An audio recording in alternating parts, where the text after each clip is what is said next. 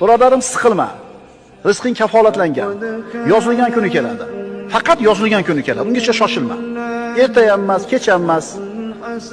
Allohdan taqvo qil, halol bo'l, xayr sadaqalarni qodir bo'lganicha qil, siyra rahmni qoyim qil, ota-onaning xizmatida bo'l, sabablarni qil, Allohga tavakkul qil, tamom.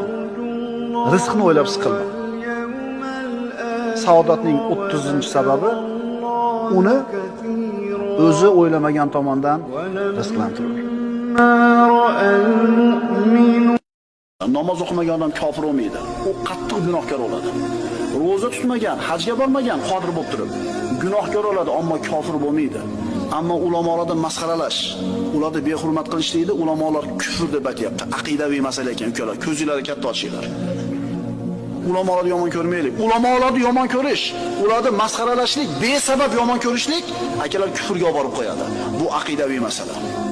Besabab yomon ko'rasiz falonchi olimni. Olimda sizni so'kmadi, sizni molingizni tortib olmadi, ochiq fisq fujurni ko'rganingiz yo'q. Faqat falonchi yomon deganligi uchun yomon deb yuribsizlar. Bir marta muomala qildingmi?